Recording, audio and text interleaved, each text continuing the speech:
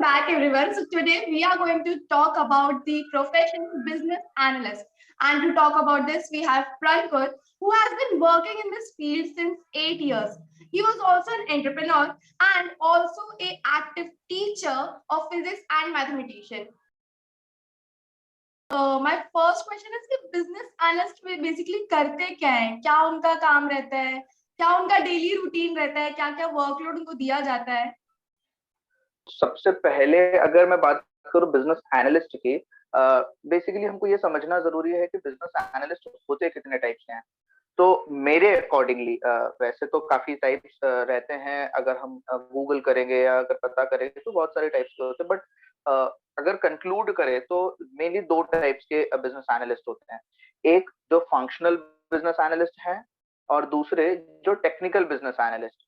मैं technical business analyst. Functional business analyst like अगर हमारे पास डेटा है, हम हमारे पास ग्राफ्स हैं, तो उन ग्राफ्स के अकॉर्डिंगली हमको एनालिसिस करना है, हमको सारे आंसर्स निकालने हैं, प्रोबेबिलिटी और इन सब चीजों का यूज करके हम सिर्फ और सिर्फ कुछ प्रॉब्लम्स के सॉल्यूशंस ढूंढ लेते हैं। उनको बोलते हैं functional business analyst. Basically functional business analyst insurance types की कंपनीज में, बैंक्स में यहाँ पर लगते हैं, जहाँ पर एक क्या बोले कि अगर फॉर एग्जांपल बैंक के पास कोई नया प्रोडक्ट बैंक ने लॉन्च किया है, तो बिजनेस एनालिस्ट का रोल ये है मार्केट की स्टडी करे, मार्केट में कितनी पॉसिबिलिटीज हैं उनको निकाले और उन पॉसिबिलिटीज के अकॉर्डिंगली ही फिर वो उसका प्रोडक्ट का लॉन्च सेट करे, मार्केटिंग सेट करे। ये सारे चीजें फंक्शनल बिजनेस एनालिस्ट की रहती है।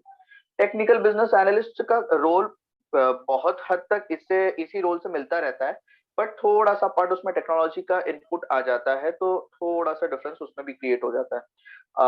उसमें ऐसा रहता है कि जो टेक्नोलॉजीज मार्केट में भी है, जिन टेक्नोलॉजीज का यूज करके हम बेटर रिजल्ट्स निकाल सकते हैं, उसकी हेल्प के जरिए हम लोग कर सकते हैं। एक दूसरा, अगर कोई टेक्नोलॉजी में ही कोई नया प्रोडक्ट आया है, तो उस में हमको ये सोचना होता है कि हम कितनी मतलब कौन सी टेक्नोलॉजी का यूज कर सकते हैं इस पर्टिकुलर प्रोडक्ट को बनाने में। ये पर्टिकुलर प्रोडक्ट मार्केट में सोसाइटी के लिए क्या बेटर हेल्प कर सकता है, कितनी इजी चीजों को कर सकता है, उसमें हम नया क्या इनपुट दे सकते हैं हमारे एंड से। ये सब चीजों का एनालिसिस करके, बिजनेस स्टैंडर्ड्स को एनालिसिस करके, उन सब चीजों का मिक्सचर करके फिर हमको बनाना होता है। तो ये बिजनेस एनालिस्ट का मेन रोल होता है। अच्छा अच्छा। और अगर किसी को इस फील्ड में जाना होगा तो कौन कौन सी डिग्रीज मैंडेटरी रहती है कि आपको ये कोर्स तो करना ही पड़ेगा? I won't say that any particular or specific degree you should have to. Basically क्या है, मार्केट में आज कंपनीज बीकॉम के पर्सन्स को भी हायर करती हैं, बीए के पर्सन्स को भी हायर करती है, जिन्होंने बैचलर ऑफ आर्ट्स किया है, जिन्होंने बीएससी किया है, या as well as even though if a person who has done his engineering.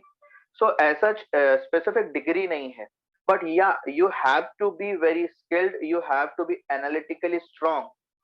ये ही सबसे इम्पोर्टेंट रोल इस जॉब का रहता है।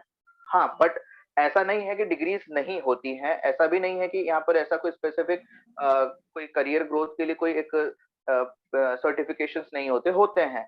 इनफैक्ट कई लोग मास्टर्स करने के लिए आउट ऑफ इंडिया भी जाते हैं, यूएस जाते हैं बिजनेस एनालिटिक्स में। So yeah there is so many things we can say they are happening, but हाँ, अगर इनिशियल स्टेज है, शुरू करना है, there is not specific any degree you have to.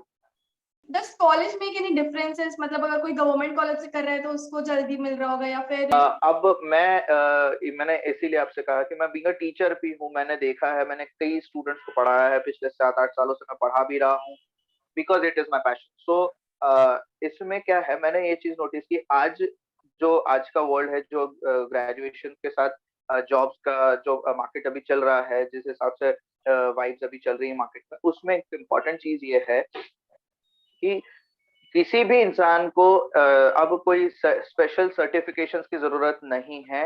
हर व्यक्ति किसी भी टाइप का जॉब कर सकता है अगर वो स्किल्ड है तो एज सच बिल्कुल नहीं होगा कि हमको कोई स्किल्स की जरूरत है, कोई कॉलेज में कोई डिफरेंस क्रिएट करता है, कुछ भी नहीं होता। अगर आप नॉर्मली एक सिंपल बहुत छोटी सी जगह के छोटे से कॉलेज से आपने ग्रेजुएशन किया है, अगर आप में मेहनत करने का जज्बा और मेहनत करने की एनर्जी है, आप कर सकते हैं।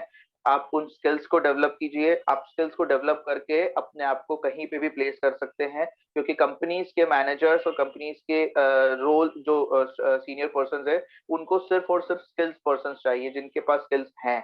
If they are skilled then they will be hired, if they are not, they अगर उन्होंने आईआईटी से भी इंजीनियरिंग किया हुआ है, या मैं कहूँ कि वो बहुत हार्वर्ड यूनिवर्सिटी से भी पढ़ के आया है, और अगर स्किल्ड नहीं है, जो कि वैसे होता नहीं है, बट हम एक मैं वर्चुअली बता रहा हूँ, हाइपोथेटिकल बात है कि अगर बाहर से भी पढ़ के आ रहा है और स्किल्ड नहीं है तो जॉब नहीं मिलेगी, और अगर स्किल्ड है चाहे कैसी भी डिग्री हो उसको जॉब मिलेगी। अच्छा अच्छा। तो इज देयर एनीथिंग कि इंटरव्यू के टाइम पे स्टूडेंट्स को कुछ स्पेसिफिक वर्ड्स का यूज करना चाहिए, रेज्यूमे में कुछ डालना चाहिए ताकि ज्यादा या अट्रैक्टिव लगे? ऐसा क्या कोई सजेशन होगा अगर आपका तो? देखिए क्या है कि अभी हम जितना अच्छे से अपने आप को प्रेजेंट करेंगे, उतना ही हमारा कॉन्फिडेंस दिखेगा और उतना ही हम मैनेजर्स को कन्विंस कर सकते हैं अपने आप को हायर करने के लिए।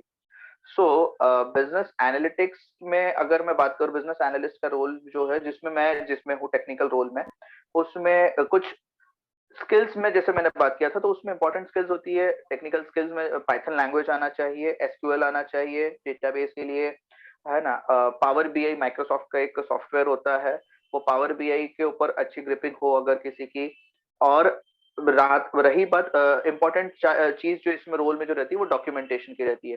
बिजनेस एनालिस्ट को डॉक्यूमेंट बनाना आना चाहिए बहुत अच्छे से, बहुत फाइन तरीके से, और बहुत एकदम डीप डाउन उसके पास वर्ड्स को लेकर के चीजें ग्रोथ होनी चाहिए। Communication skills as well important है।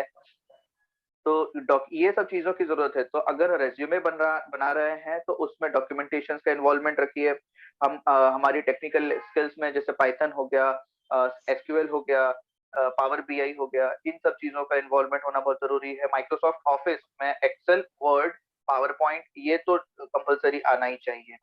So these must be some technical terms we can say that a person must have to be involved into while creating their resume.